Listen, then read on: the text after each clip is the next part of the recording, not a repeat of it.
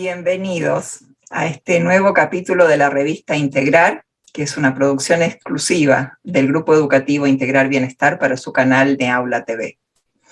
Y como en cada entrega, hoy vamos a ofrecerles algo innovador.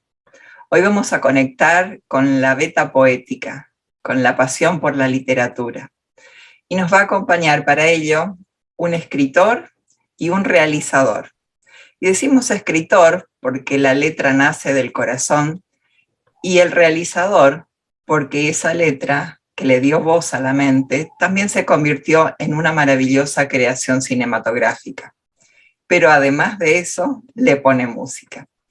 Está con nosotros hoy Luis Arenas, nos va a compartir una parte de su vida, nos va a contar cómo el poeta, el artista, el ser se manifiesta a través de lo que le gusta hacer. Bienvenido a nuestro espacio, Luis. ¿Cómo estás? Estoy muy bien. Bueno, ante todo, muchas gracias por la presentación. Es un gusto estar hablando contigo, porque bueno, parecería que nos conociéramos de antes, ¿no? Y realmente estoy muy feliz de poder tener esta charla y este reportaje con vos y con todos los oyentes que luego puedan levantar la nota, ¿no? Seguro que así va a ser, Luis. Nos gustaría que nos cuentes, Luis, dónde naciste, de dónde son tus padres y un poquito cómo fue tu infancia. Bueno, vamos por partes. Yo nací en la provincia de Buenos Aires, en un barrio que se llama Villa Constructora, que es un barrio de obreros, un barrio de gente de clase media y de todo un poquito. Y bueno, mis padres ellos eran de Capital Federal, y en el año 61 decidieron irse de donde vivían, donde alquilaban en Capital, y compraron un terreno ahí en este barrio, y con mucho esfuerzo fueron levantando la casa que, bueno, es la casa donde sucede la historia. Un poco ese es el camino. ¿Recordás, Luis, cuál fue el primer libro que leíste y cuál fue la primera historia que te motivó a comenzar a escribir? Bueno, a mí el primer libro que yo leí, creo que fue Platero y yo, y también por ahí estaba La cabaña del tío Tom, ¿no? De Tom Sawyer, bueno. Sawyer. Esos fueron los primeros libros que yo leí. Después, con el paso del tiempo, esas enseñanzas recurrían, ¿viste? Como que el primer libro es como que marca y abre la senda. Y uno, a través que va viviendo, como que cada tanto vuelve ahí, a ver, ¿por qué llegó eso a mí? ¿Por qué ese primer libro dejó la huella, ¿no? Esos fueron, creo, los dos primeros libros. Bueno, el libro de Platero justamente por la poesía, ¿no? Por la belleza de sus palabras, por el paisaje, por los colores, por esas texturas que tenía y que tiene esa obra maravillosa, ¿no? Para los chicos, sobre todo, y para los grandes también. Y bueno, después con el tiempo leí El Principito, y después más adelante ya empecé con otros temas.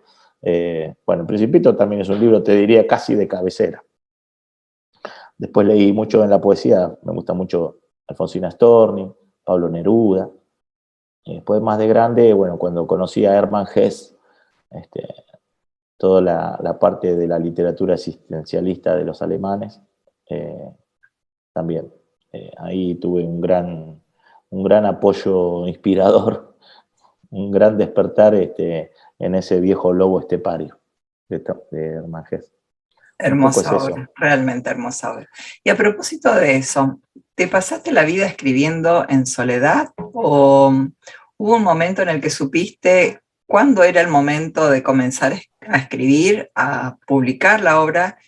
Y si considerás que publicar esa obra fue como salir de vos mismo, que eso que estaba dentro, como dijimos antes, darle voz a la mente a través de la palabra y darlo a conocer.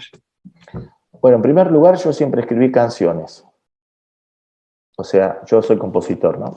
Soy guitarrista, cantante. Y en un momento, cuando estaba casi terminando el secundario, empecé a tener la necesidad de que yo quería ser músico y quería dedicarme a eso con toda mi furia. con todos mis anhelos. Y empecé a escribir canciones de las cosas que me ocurrían y de toda la música que había escuchado, porque escucho muchísima música desde muy chiquito. Y entonces ese fue el primer paso, digamos, como escritor. Pero a medida que fue pasando el tiempo era como que yo no terminaba de completar, porque cuando uno compone una canción o escribe una parte literal de la canción, es como que quedan siempre cosas afuera.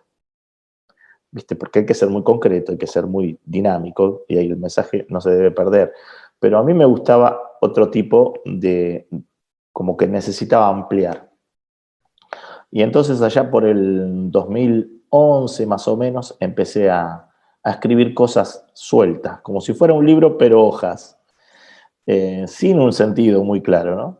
Y a medida que fui desarrollando se me fueron apareciendo las ideas. Y evidentemente había algo en mí, respondiendo a tu última parte de la pregunta, que yo necesitaba sacar, hacer conocer, manifestar. Y era algo que tenía que ver con la parte más interna, más nostálgica, y además había como una especie de desorden emocional.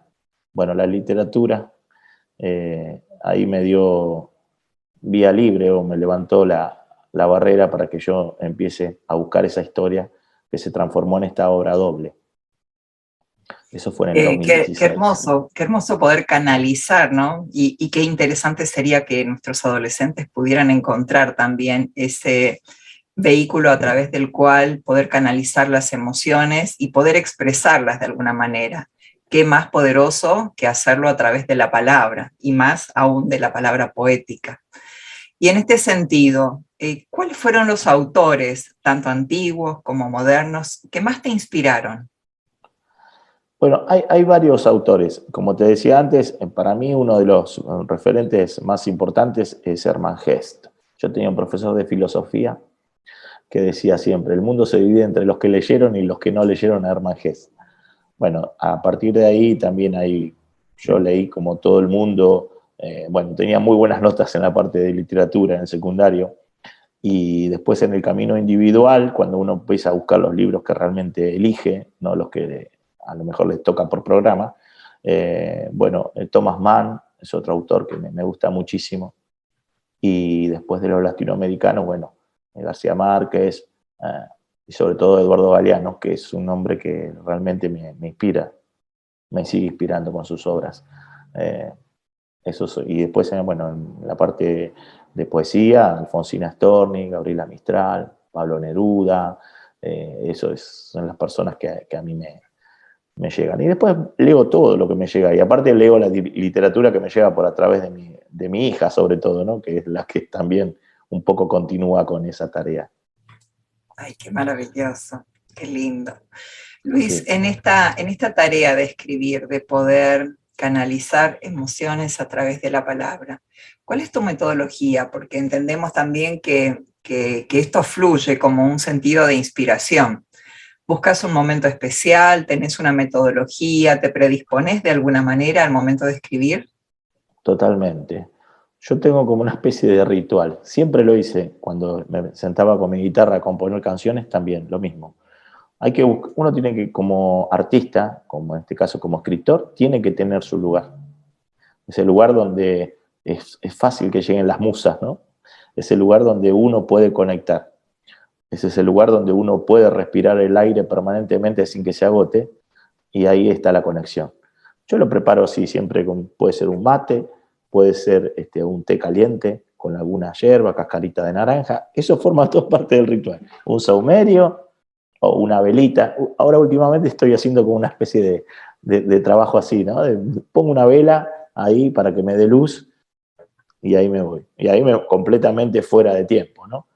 Ahí es el lugar donde yo puedo ser todas las cosas que soy cuando no estoy, digamos, en el mundo común.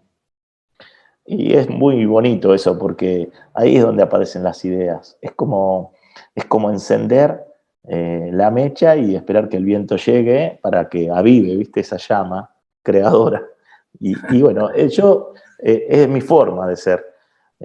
Yo no tengo una educación académica, siempre fui autodidacta para todo.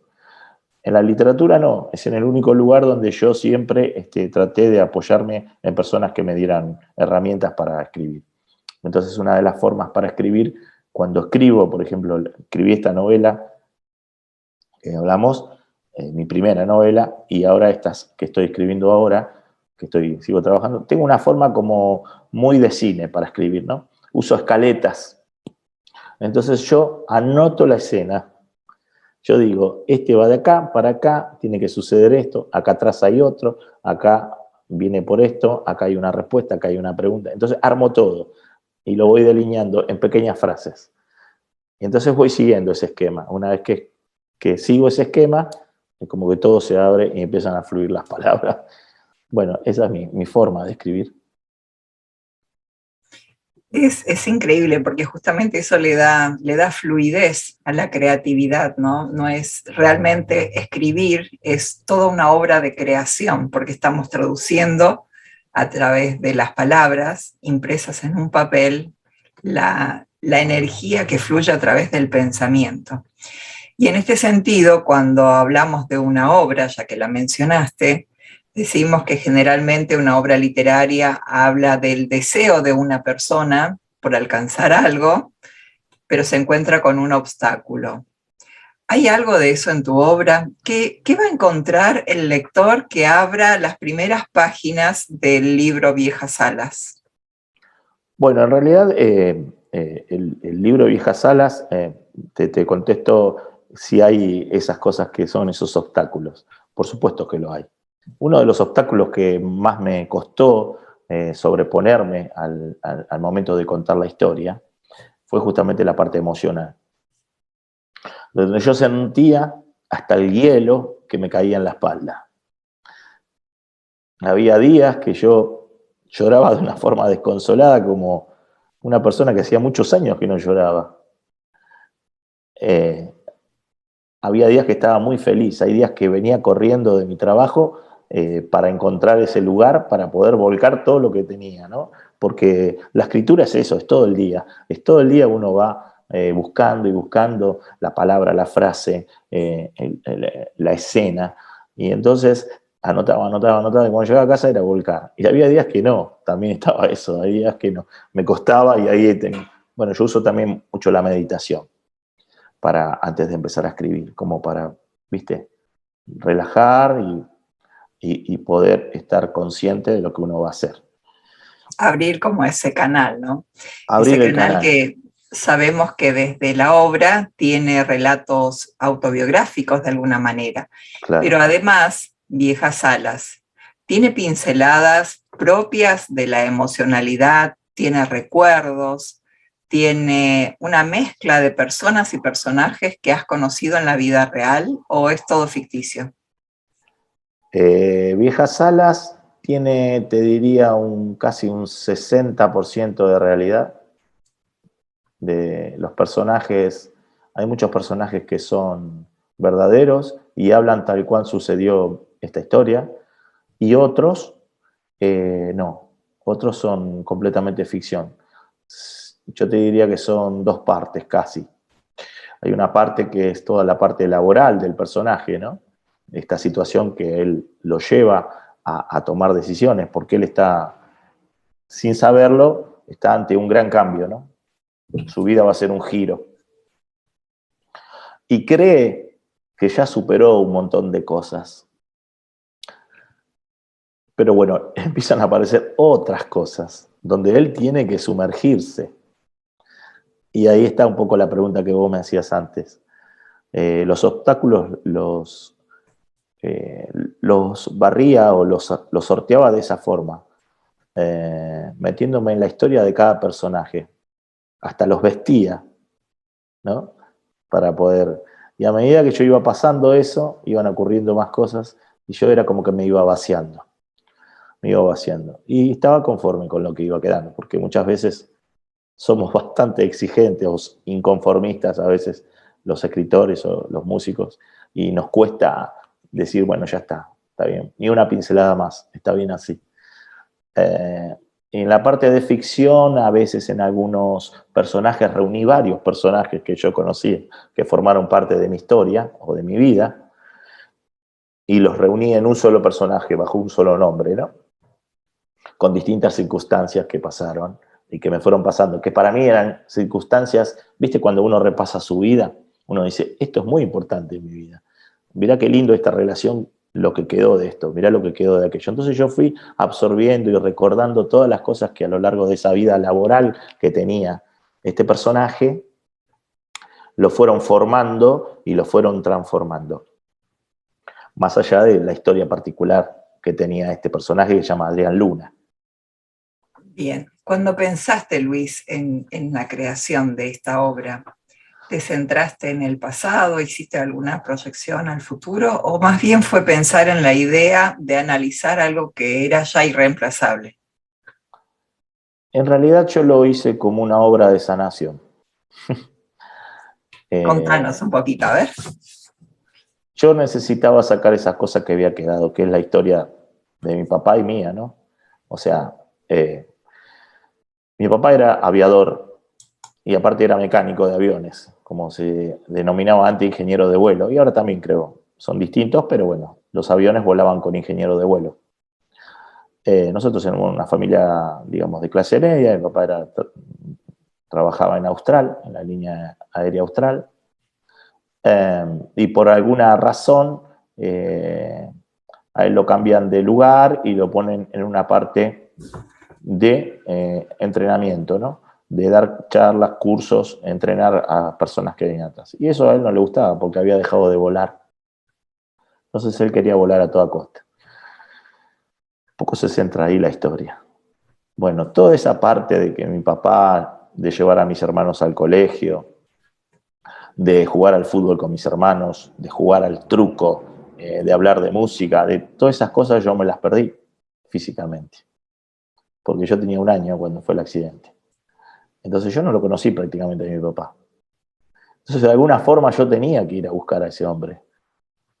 De alguna forma yo lo tenía que conocer. Y entonces lo que no encontré por tierra físicamente, lo encontré por cielo, a través de la espiritualidad, de lo que hablábamos antes, a través del espíritu, a través de la canalización, a través de la meditación, de la introspección. En realidad esta obra marca como una reconexión muy importante entre padres e hijos. Y eso es lo que yo apunto con la obra, a recuperar ese valor del amor entre padres e hijos. Yo creo que la sociedad va a cambiar en el momento que se dé cuenta que la conexión, como lo que estás haciendo vos ahora con tu madre, es muy importante. Volver al padre, volver al hijo, es parte de la vida. Es el hijo, es el padre, el hijo y el espíritu. Y ahí está el triángulo. Eso tenemos que respetarlo. Y no te creas que está muy lejos eso, ni es algo que está muy allá en la divinidad. No, es algo que es permanente en la vida diaria. Cuando uno respeta algunos valores, como ese, en la obra también se rescata el tema de la amistad, muy profundo, apoyarse en los amigos. Uno no tiene tantos amigos como cree, por ahí puede tener 1 o 2 amigos. Bueno, este personaje tiene 2 personas que son completamente diferentes a él, pero a la vez los unen algunas cosas. Y eso es lo que él rescata, y eso es lo que él quiere mostrar. Para no entrar todo el tiempo en poder juzgar al otro y juzgar y juzgar. Los amigos son como son y yo los acepto como son. Ese es otro de los valores. Y después el tema permanente de la introspección, ¿no? El tema de poder bajar a la profundidad, porque en realidad la superficie la recorre cualquiera. El tema es cuando uno se zambulle en ese río que trae las respuestas, ese río que tiene una voz, que en realidad es la misma voz tuya. Entonces, bueno, todo ese recorrido hice para poder llevarlo a la obra, a viejas alas. No sé si te respondí, me fui mucho por la... Excelentemente bien, sí, me quedé así como en este estado de presencia por la profundidad, porque en este momento estamos conectando la palabra con la emoción y eso habla de tu ser, algo intenso. En este cruzar líneas desde la palabra hablada, porque cruzamos los límites, trascendiendo la emocionalidad también, hay aspectos vinculados a llevar esta obra al cine. ¿qué te ofrece el cine que no logra completar la narrativa para que Viejas Salas pueda estar en la pantalla? Bueno, en primer lugar, Viejas Salas es una obra doble. Empezó como, el inicio fue un guión cinematográfico. Estudié para eso, conocí una persona las personas aparecen cuando vos tenés la necesidad. Entonces, cuando la necesidad era tan importante como esta de volcar todo lo que yo tenía adentro y que esta historia pueda servirle a muchos, apareció la persona. Escribimos el guión. Y después, terminado el guión, que tardé un año, más o menos, digo, bueno, no es tan fácil hacer una película, ¿no? Porque hay que contar con una infraestructura más importante, no solamente desde lo artístico, sino, por supuesto, desde lo ejecutivo, desde el dinero, ¿no? De poder llevar adelante la realización. Entonces seguí con la novela. Ahora, posteriormente escribí la novela. La película me parece a mí que es algo inmediato, ¿no? La imagen, hoy que vivimos en una imagen permanente, primero eso, porque hoy vivimos en un tiempo de imagen y sonido, pero primero la imagen. Esto lo digo como músico también. La imagen es directa. La película, no todas las personas leen, no a todas las personas les gustan leer, pero sí hay muchas personas que son muy amantes del cine. Y entonces me parece que el cine es como que cubre, yo a través del cine podía cubrir todo lo que yo quería decir en la historia.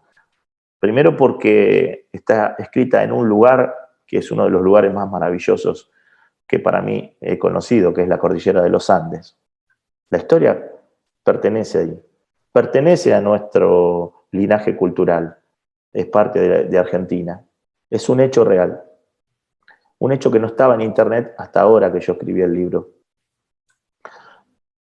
Llevó mucha investigación y cuando yo decidí escribir la película, consulté con un guionista también, otro guionista, y le comenté, mira, tengo esta idea, ¿qué te parece? Es así, así, así, así. Y me mandó un mail así de largo diciéndome, la primera frase me acuerdo que fue determinante para mí, que me dijo, hay que hacerla. Esta idea que vos tenés es altamente cinematográfica. Bueno, ahí ya me puse de lleno al guión. Y bueno, y aprendí a hacer algo que para mí era una actividad nueva, ¿no? Como guionar. Y es hermoso, te puedo decir. Había algo en mí que estaba ahí también, latente, que yo no sabía, que era esta... No te digo que tengo una facilidad, pero realmente me atrapa, es atrapante el cine.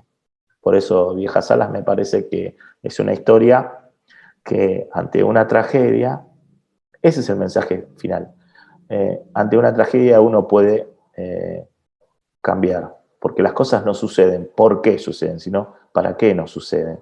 ¿A qué vine yo a esta tierra, a este mundo, a hacer qué? ¿Cuál es mi misión de vida? ¿No? Entonces, sanando una parte de las cosas que debo sanar, también tengo que recordar el camino e ir a través de esa misión de vida, ¿no? Que me ayude a mí y a los demás. Por eso, usando un lenguaje aeronáutico, ante una tragedia uno puede virar, corriendo el timón de cola, el timón de profundidad, y empezar a descubrir cuáles son las cosas, los puestos sorpresas que no tiene la vida, ¿no? De eso se trata la reparación interna que yo hice a través de esta obra. Qué valioso concepto, Luis, esto de poder virar ante situaciones adversas, que a las personas en general nos cuesta mucho estar ante el avatar de una situación presente, es como el final, como que es la tragedia de la vida, y después que pasa el tiempo nos damos cuenta de que en realidad fue una lección de aprendizaje y eso es lo mejor que nos pudo haber pasado para que como seres pudiéramos trascender en este plano y cumplir esa misión justamente a la que vinimos, que no es casual. Ninguno de nosotros está aquí porque sí, vinimos por un para qué y conectar con eso es maravilloso. Y en ese para qué, en el arte de escribir, me gustaría que nos cuentes en este tiempo de las obras que has leído, de los personajes que imaginariamente vienen a tu mente, de los libros que leíste, ¿qué personaje te hubiese gustado ser? ¿Y qué personaje hubieses creado para complementar o acompañarlo? Ay, sí, yo creo que sin duda sería el Principito. Es un personaje que, primero porque representa la niñez, eh, y ahí hay una inocencia, pero es una inocencia profunda, es una inocencia eh, que trae las dos cosas, trae la inocencia, digamos, del cordero y la fuerza del león, ¿no? Y los dos pueden sentarse a la par, pueden acostarse y contemplar la naturaleza. El Principito también sueña con un mundo ideal, por eso lo tomo a él. Y creo que todos soñamos. A mí todavía yo sigo soñando con un mundo mejor. Quizás sea medio romántico, medio, eh, si querés, un ilusionista. Pero bueno, yo todavía hay valores que para mí, tomando las circunstancias que nos tocan en este tiempo, son muy importantes esos conceptos. Como por ejemplo pensar que la Tierra es para todos. Para mí es eso. A mí no me interesan mucho las banderas, a mí no me interesan mucho las religiones, a mí no me interesan las políticas. Yo ya lo viví todo eso y recogí lo que tenía que recoger. Me parece que como que eso ya está dentro de mí, lo que haya, está tamizado y quedó lo que quedó. Ahora yo estoy buscando un mundo más ideal. Y bueno, yo quiero las respuestas que no las veo en el cotidiano. Eso es lo que yo voy a buscar. Y si tuviera que hacer un personaje, y sería, no sé, quizás sería un hombre con un sobretodo y un sombrero que va como una especie de místico, como que se va siempre en busca del asombro. Eso me gusta también. Ese sería el personaje, quizás. Estás creando en la mente. Ya Sí. te vi, ya lo vi al A hombre mí con me el sobre todo y el impacta, sombrero. me impacta mucho eso, el hombre que llega, ¿no? Que llega de un lugar a conocer otro lugar. Y llega con sus cosas, con lo que tiene, hasta con su estuche, con su instrumento, con sus ojos, con sus oídos abiertos, con toda su impronta. Viene a perfumar el lugar, viene a dejar su cosa. Y a ver también, y todo lo que va a aprender, ¿no? Por eso A los dejar ojos su abiertos. esencia. Claro, ese es para mí ese es Me el... encanta que podamos comulgar en estos principios que tanto mueven también a integrar bienestar, en la intención de que la humanidad es un todo y que a través de la comunicación y este medio que hoy nos une, estamos de alguna manera borrando esas líneas que imaginariamente trazan los mapas para unirnos todos en un solo corazón, en un solo espíritu que nos mueve. Y desde ese espíritu y desde la esencia de lo que es Viejas Alas, ¿qué le cambiarías al libro hoy si tuvieras que hacerlo? Eh, lo hubiese hecho más largo. Lo hubiese hecho más largo. Me hubiese dejado poseer un poquito más por el amor de hacerlo. Y bueno, yo recibí algunos consejos que en ese momento me parecieron bien, pero como que me quedaron cosas por decir. Me pareció que necesitaba más imágenes así, más místico, más... El mensaje tenía que ser que no se encuentre en el día a día, ¿no? Que pueda causar asombro. Eso sí, para mí la palabra asombro es fundamental. Eso le cambiaría, le hubiese hecho un par de capítulos más. No le hubiese agregado tantos personajes, le hubiese quitado algunos personajes, sentí que por ahí quizás estuvieron de más, pero no, eran muchas cosas las que me iban sucediendo en ese momento. No era solamente la historia con mi papá, sino era también una historia interna que yo estaba viviendo en ese momento en un lugar específico, en el lugar donde yo trabajaba, donde trabajé durante 31 años. Bien. Eso. Sabes que pensamos en esta, me remití a un poco al comienzo de la entrevista cuando nos contabas sobre la forma de predisponerte a permitir que la creatividad fluya y se transforme en palabra. Y pensé también en tantos autores y compositores que desde la literatura y desde la música hoy tienen a lo mejor ganas de expresar y de expresarse y de hacer que su voz se sienta, pero se encuentran con muchas dificultades. ¿Cuáles son para vos los retos a los que se enfrenta un profesional del arte en la actualidad y en el momento en que tiene que movilizar esa acción creativa? Bueno, siempre el tema económico es primordial para poder editar una obra. Vos necesitas el apoyo. Y eso no se consigue así nomás. Generalmente los primeros libros siempre los termina pagando el autor. O el primer libro lo termina pagando el autor. Porque ya la obra no puede esperar más y tiene que salir a la luz. Entonces hay toda una ansiedad. Creo que ahí está el tema. Esa ansiedad primera de no saber cómo manejar la historia. Lo mismo le pasa a un músico cuando graba su primer disco. Yo grabé 5 discos en forma independiente y nunca tuve apoyo de nadie vino. Pero yo no me iba a detener. Yo los grababa como podía. A veces me trabajaba días de vacaciones, o a veces casi todas las vacaciones, para poder producirlo, editarlo, grabarlo. Bueno, eso es un poco lo que se encuentra el músico. Y a veces se genera, el músico y el escritor también, porque son parecidos, porque hay como una especie de desesperanza, de desilusión. Pero no, lo que a mí me parece que tenemos que seguir, porque cuando uno tiene fe en lo que hace, se ha consagrado a su obra, tiene que defender la capa y espada. Y entonces las cosas aparecen las personas y aparecen los medios también para hacerlo. Es lo que nos está pasando ahora con este tema de la película, ¿no? Yo estoy segurísimo que la voy a hacer. No sé cómo, pero la voy a hacer. Por lo menos hoy estoy hablando contigo, que bueno,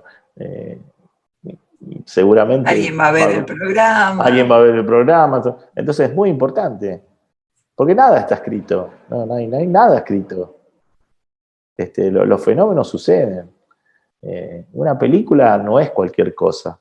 Un libro no es cualquier cosa. Una canción no es cualquier cosa. Cuando eso llega a la gente, es como se hace una especie de eternidad, ¿no? En el arte. Y yo creo que cada hombre, cada mujer y cada hombre, lo que deja, su huella está en su obra.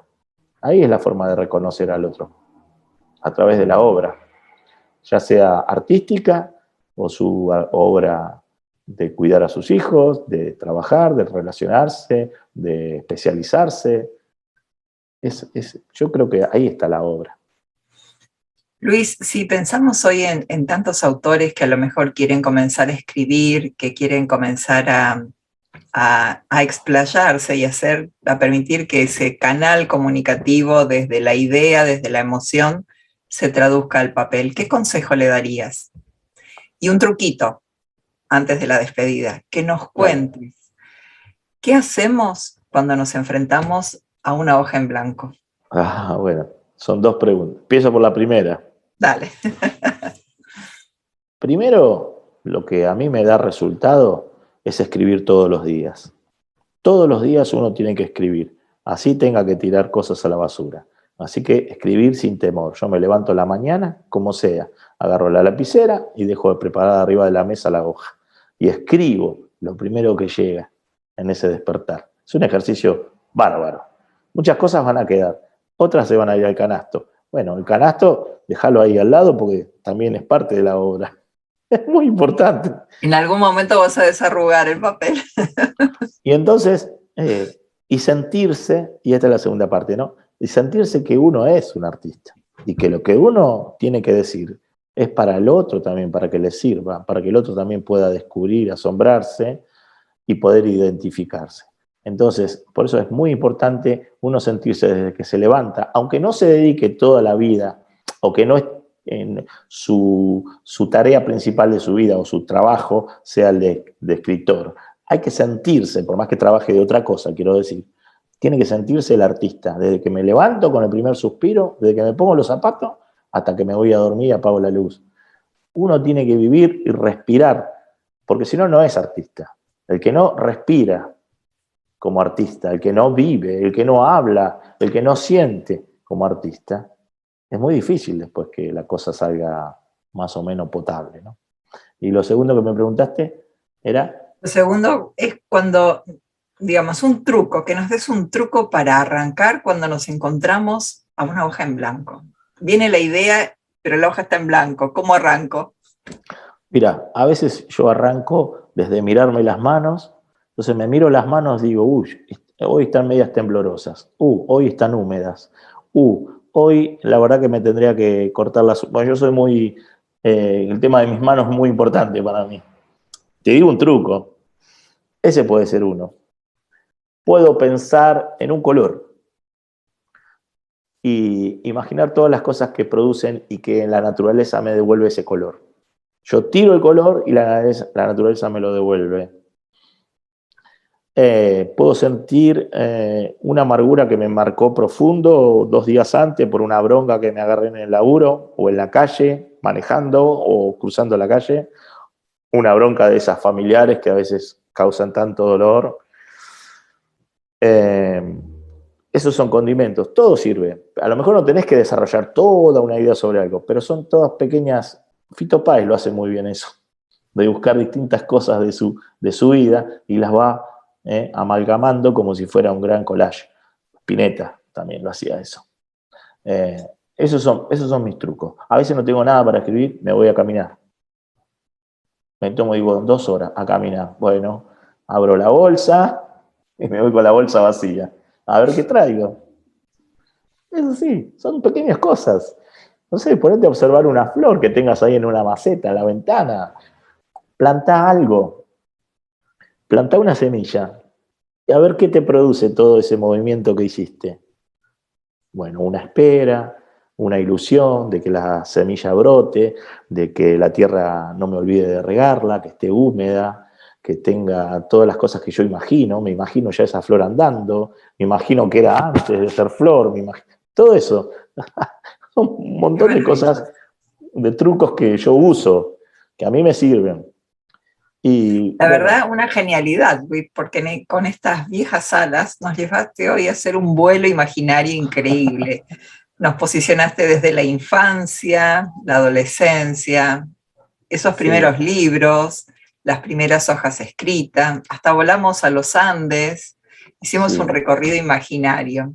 Así es que va a ser un placer también recomendar el libro a cada lector, a cada persona que se encuentre con viejas alas, va a entender que hay también, además de una obra literaria excelente, un vuelo imaginario de sanación interior, espiritual, emocional, de sanación del ser y en conexión con Luis, que nos está compartiendo toda esta experiencia hoy. Bueno, muchas gracias. Viejas alas es eso, no solamente las viejas alas de ese avión, de ese carguero que atravesó el hielo y la nieve, sino viejas alas son las viejas alas nuestras de las estructuras que debemos romper para poder dar unas nuevas alas. Eso significa el título. Hermosa Las obra. alas del avión y las alas nuestras. ¿Dónde están las alas nuestras? ¿Le damos bolilla a las alas? ¿O es todo pie? Todo pie, zapato y zapatilla, ¿no? Es un poco eso. Es hora de emprender el vuelo, de ir cerrando el capítulo, de volar hacia Bueno, nuevos horizontes, nuevas actividades, nuevas entrevistas, como la que vamos a tener en el próximo capítulo también hablando de educación, que va a ser una entrevista exquisita. Y Luis, ¿qué más que agradecerte? no, Darte gracias de corazón por todas las charlas previas, por el acompañamiento en estos días que han sido no tan fáciles, pero sentir la presencia de personas como vos, tan cálidas, tan atentas, hace bien, es un mimo al alma. bueno, María, yo te quiero agradecer a vos porque es muy lindo hablar con vos. Y no es una palabra sino más lindo. Cuando uno dice lindo, es como sentirse abrigado. Y esta charla yo creo que la sentí así, ¿no? Con el corazón calentito. Así que yo lo que te quería decir, a los que les interese la historia, me pueden escribir por Facebook a Luis Arenas o por Instagram, Luis Arenas Oc. Y si quieren el libro, está en las librerías Gandhi de todo el país. Y si no, bueno, me mandan un mensajito y de alguna forma yo se los llevo. Si es en Capital y en Buenos Aires, no hay problema, porque es sin cargo. Después vemos. Yo ya estoy esperando el mío ya.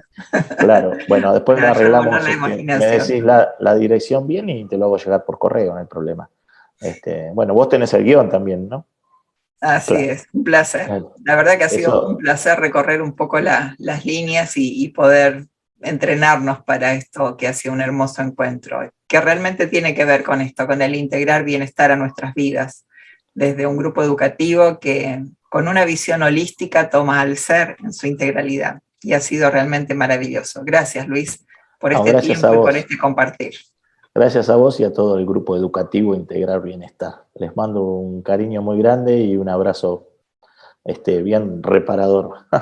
Vamos Así es. adelante.